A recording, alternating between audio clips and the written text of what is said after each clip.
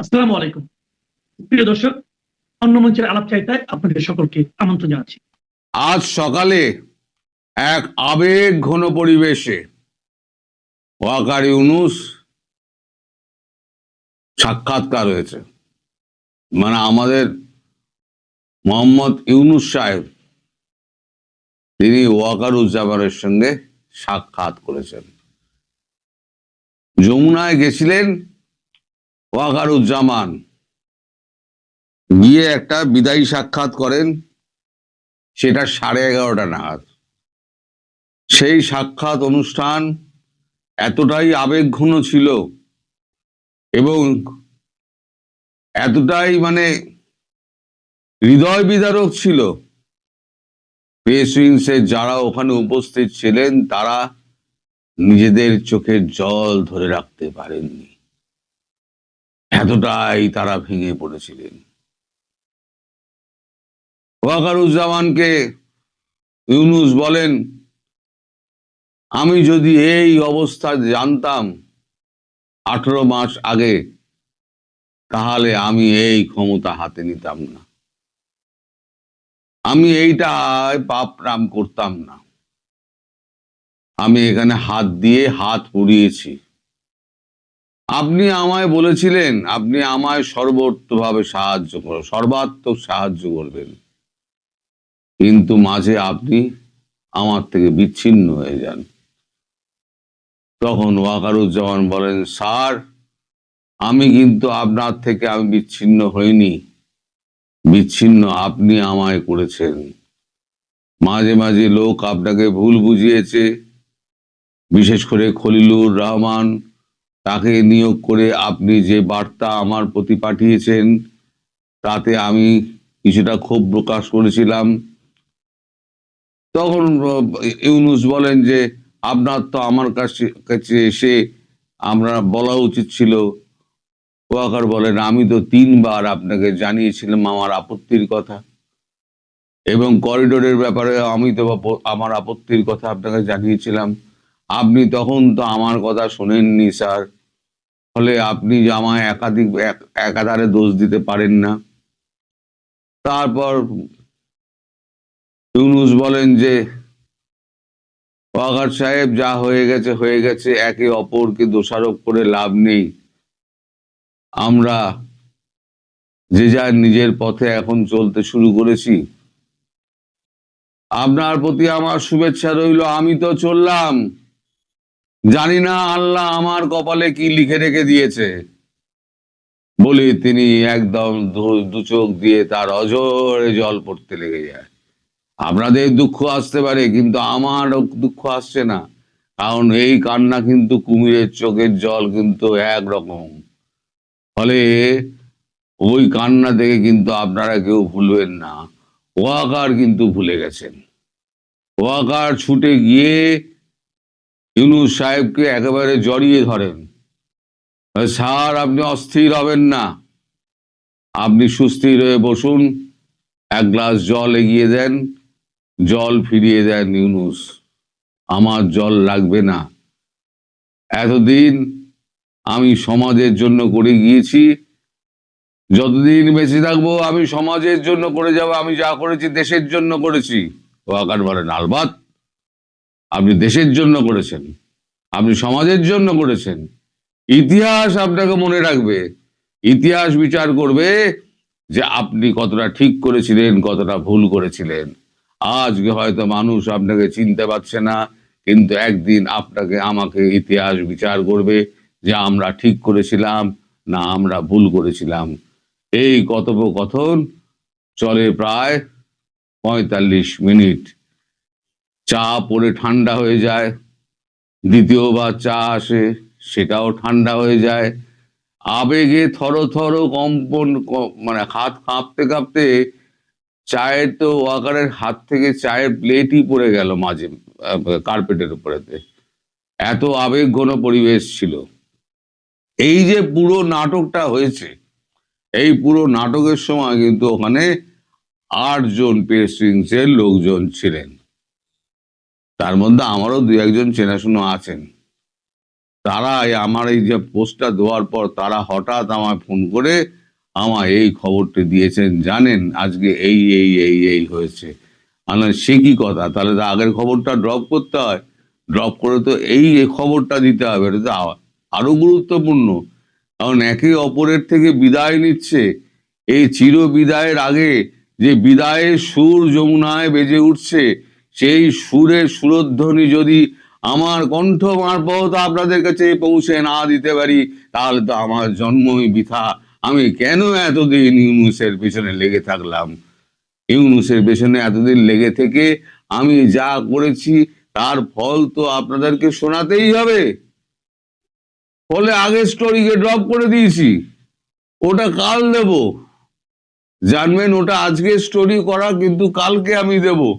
কিন্তু এই মানে কথোপকথন যদি আপনাদের সামনে তুলে না ধরতে পারি, তাহলে এই আমার 18 মাসে যে আমার যে কর্মকাণ্ড, আমার যে কষ্ট, আমার যে বকে যাওয়া, কত হাজার ঘন্টা যে আমি বকে গেছি এই ইউনূসকে তাড়ানোর জন্য, এখন এই 45 মিনিটে যদি 5 মিনিট আপনাদের শোনাতে না পারি, তাহলে তো আমার জীবনটাই বৃথা মশাই।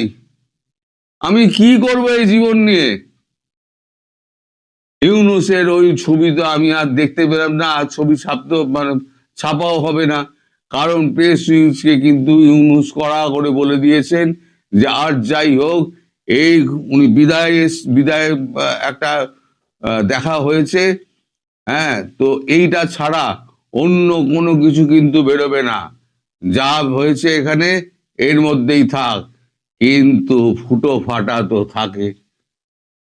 লক্ষিন্দরের ঘরে কিন্তু সাপ ঢুকে গিয়েছিল, আমাদেরও ওরকম দুই একটা ফাঁক ফোকর রয়েছে, যেখান থেকে খবরাখবর সুর সুর সুর সুর করে বেরিয়ে আসে। এখন এই কুমিরের কান্না, আল্লাহর পথে আমি চলেছি, আমি জানি না আমার কি হবে, আমার কপালে কি লেখা আছে। তবে আমি যদি জানতাম, আল্লাহর কসম, আমি কিন্তু এই পথে পা বাড়াতাম না। আজ তার বোধোদয় হয়েছে, নাকি এটা সদ্গতি তা বলতে আমি পারবো না, কিন্তু তার রিয়েলাইজেশন একটা হচ্ছে। কিন্তু তিনি ডক্টর ইউনূস, ফলে এমন একটা রাস্তা আবার বার করার চেষ্টা করবেন, যেখান থেকে তিনি ফাঁক ফকর গলে হয়তো রাষ্ট্রপতি হওয়ার জন্য কিছু একটা রাস্তা বাস্তা বার করতে পারেন।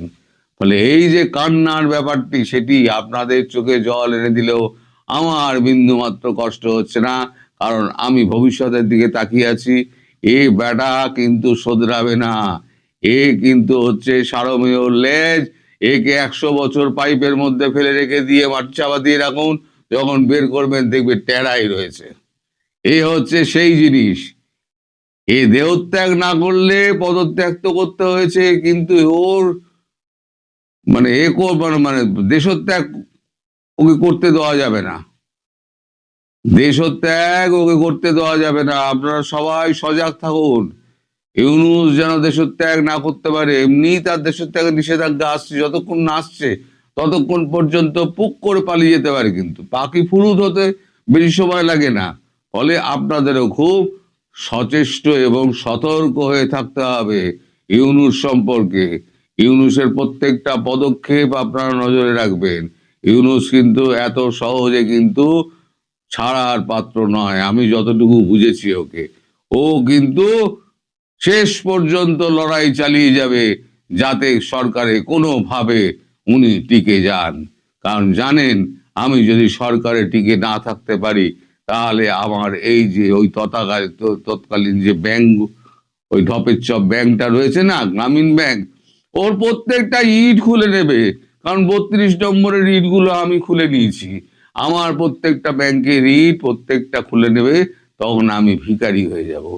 আর যদি আমি জেলে ঢুকে যাই, আর যদি ফাঁসিতে চলে যাই, তাহলে তো আল্লাহর কাছে আমি চলে যাব। হে ভগবান, তুমি ইউনূসকে দেখো, তুমি ইউনূসের প্রতি একটু ক্ষমা সুন্দর দৃষ্টিতে দেখো। আপনারা ইউনূসের জন্য প্রার্থনা করুন, ইউনূস যেন শান্তি মতো বিদায় নিতে পারে পৃথিবী থেকে, আর যেন কোনো উটকাচালির মধ্যে ইউনুস না যায়। সবাই ভালো থাকবে। সবকিছু ঠিক থাকলে আগামীকাল নবনির্বাচিত এমপিরা শপথ গ্রহণ করবেন এবং তার মধ্য দিয়ে এই যে আমাদের গত 18-19 মাস জাতির কাঁধে চেপে থাকা জগদ্দল পাথরের মতো অবৈধ শাসক ডক্টর ইউনূস, তার বিদায় হবে উপদেষ্টা সহ, যদিও ইতিমধ্যে তার বিশেষ সহকারী এবং বেশ কিছু উপদেষ্টা দেশ থেকে পালিয়ে গেছে। তো এই উপলক্ষে আজকে যমুনা জুড়ে ছিল বিদায়ের সুর। প্রধান উপদেষ্টার কার্যালয় সবখানে থেকে তিনি বিদায় নিয়েছেন। বাংলাদেশের সেনাপ্রধান জেনারেল ওয়াকার খান, তিনি ডক্টর ইউনূসের সাথে বিদায়ী সাক্ষাৎ করতে গিয়েছিলেন এবং সেখানে ডক্টর ইউনূস ওয়াকারের কাছে দুঃখ প্রকাশ করেছেন এবং বলেছেন যে দায়িত্ব পালন কালে আমাদের মধ্যে কিছু ভুল বোঝাবুঝি হয়েছে, সেজন্য আমি দুঃখিত। এবং এই ভুল বোঝাবুঝিটা মূলত হয়েছিল জাতীয় নিরাপত্তা উপদেষ্টা ডক্টর খলিলকে কেন্দ্র করে, যদিও অন্য অন্য সময় তারা একসাথেই কাজ করেছে।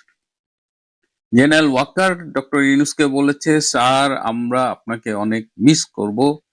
তার উত্তরে ডক্টর ইউনূস বলেছে যে নতুন যিনি যমুনায় আসবেন তিনিও আপনার খুব কাছের এবং আপনি আসবেন, তার সাথে দেখা করবেন এবং তখন অতটা আর আমাকে মিস করবেন না। শোনা যাচ্ছে যে আপাতত প্রধানমন্ত্রী হিসেবে নির্বাচিত হবার পর জনাব তারেক রহমান যমুনায় থাকবেন প্রথম কয়েকদিন আর কি, শুরুর দিকে, যতক্ষণ না তার জন্য অন্য বাসভবন নির্ধারণ না করা হয়। এদিকে আগামীকাল সকাল 10টায় যে এমপিরা শপথ গ্রহণ করবেন, আজকে দুপুর 3টে পর্যন্ত এমপিদের কাছে এই শপথের জন্য কোনো চিঠি বিলি করা হয়নি।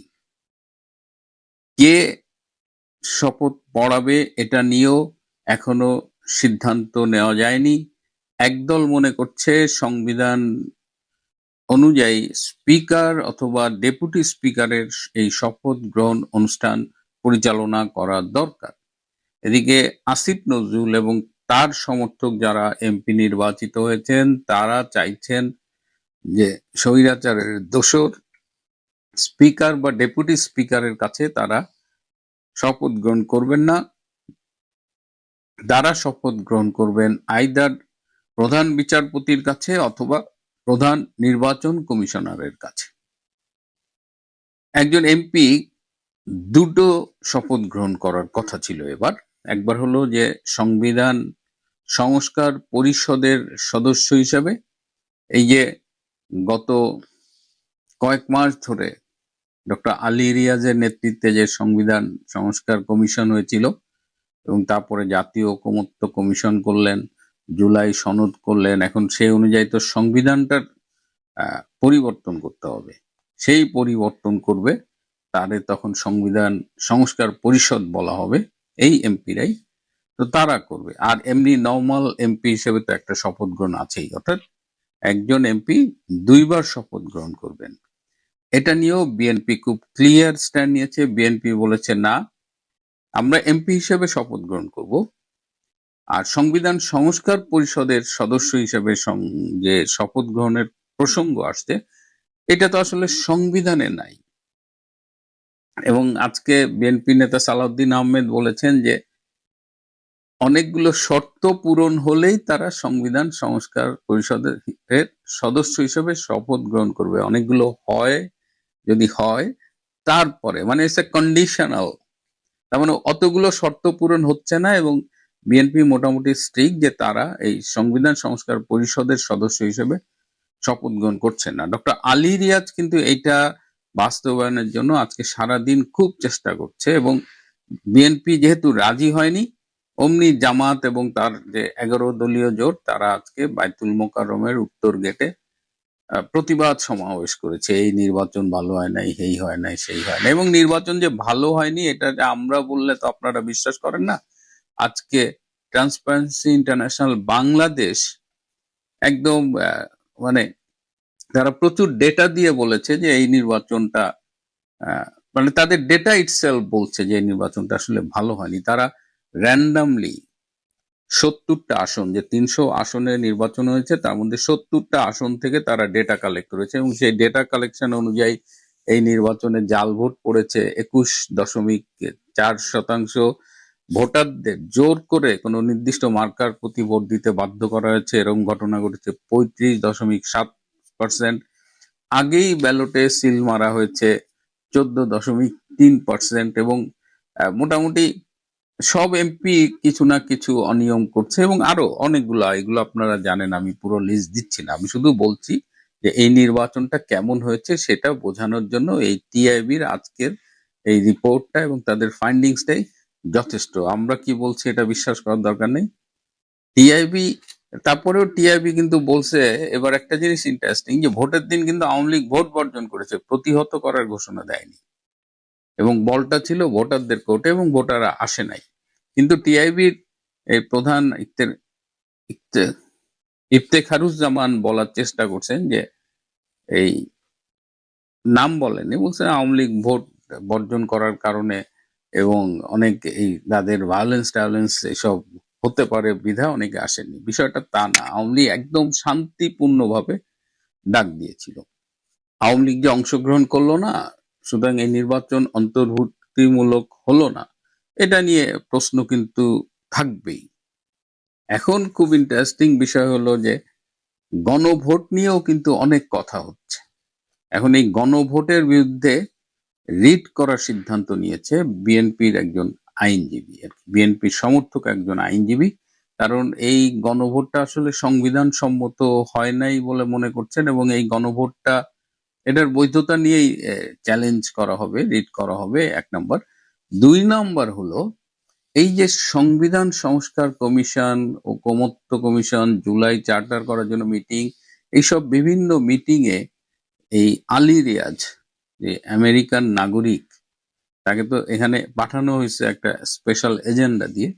তিনি কিন্তু যখনই বাংলাদেশের রাজনৈতিক নেতারা কোনো বিষয়ে আপত্তি তুলতেন, তখনই কিন্তু আলী রিয়াজ খড়গহস্ত হয়ে উঠতেন, এবং তিনি হুমকি দিতেন, এবং বিএনপির সাথে অন্তত 20 বার তার লেগেছে, অন্তত 20 বার তিনি বিএনপিকে বাধ্য করেছেন তার সিদ্ধান্ত মানতে। এবং তিনি এমনও নাকি বলতেন যে আপনাদের সকল আমলনামা আমার কাছে আছে, আমি আমেরিকা থেকে আপনাদের আমলনামা নিয়ে আসছি, যদি বাড়াবাড়ি করেন সেই আমলনামা পাশ করে দেব, এরকম ভাবে থ্রেট করে তিনি বাংলাদেশের নেতাদের অপমান করেও, শুধু থ্রেট যে না, তিনি তার এজেন্ডা বাস্তবায়ন করিয়ে নিয়েছেন। এই জুলাই সনদ ইচ্ছা মতো করেছেন, গণভোটে অসংখ্য প্রশ্ন, এগুলো সব কিন্তু স্বৈরাচারী কায়দায় এই ডক্টর আলী রিয়াজরা করেছেন।